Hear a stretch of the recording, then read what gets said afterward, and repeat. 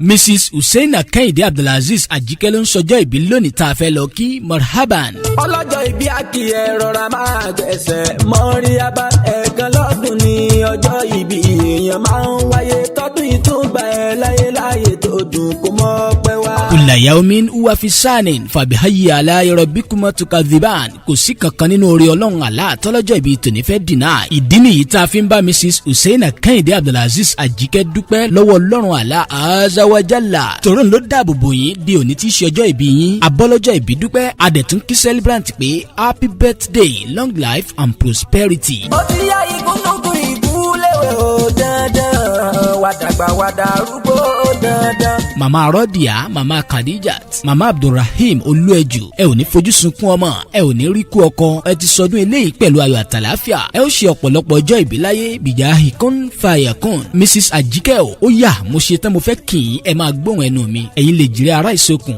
ẹ̀dùn jọ bí ọmọ ẹ̀dùn tí ṣeré orí igi ẹ̀yin lọ bẹ́kìsì bẹ́kẹ́sẹ́ ó fẹsẹ̀ méjèèjì bẹ́ sílẹ̀ alákìsà ó sa alákìsà dónígbà aṣọ gbajúmọ̀ ọmọ nìyí tí gbàkúnlẹ̀ yá ẹ̀yin lọ bá ọmọ tí gbàkúnlẹ̀ lọ́wọ́ bàbá tóbi lọ́mọ wíníwíní lójú orogún nìyí ẹ̀yin lè jì wọ̀rọ̀ lójú ìyá ẹ̀ ọ̀kan ní bá bí èjì ló wọlé tọ̀ mí ọmọ bú mi kí n bá ẹrẹlé kì mí kí n padà lẹ́yìn rẹ̀ ẹ̀yin lọ yọ aláàfin òjò pa ṣẹ̀kẹ̀rẹ̀ mọ́dẹ ọmọ àtibá ọmọ ikú tí kò gbọdọ̀ pa ọmọ àrùn tárùn ò gbọdọ̀ ṣe ọmọ àkóbá alẹ́ nìyí ẹ̀yin lọ́mọ àdábà òde ọmọ ikú tí pani tí baba dúpẹ́ ẹ̀yin lọ́mọ àrùn tí ṣe ni tí ìyá ò gbọdọ̀ gbìn ẹ̀yin lẹ pé kólówó gbowó kí wọ̀fà ó dẹrù rẹ̀ lẹ̀ àṣé kó lè bá dìjà kó lè dá pọn ni kọba aládélé rí ń jẹ́ ńlẹ̀ baba tó bí yín lọ́mọ. Mrs. Hussaina Kehinde Abdulaziz Ajike ìgbà ọdún tẹ́ ẹ bá lò ọdún kan ló máa jẹ́ o àmín olówó orí yín àtàwọn ọmọ yín lóníkà kí yín fún tọjọ́ ìbí.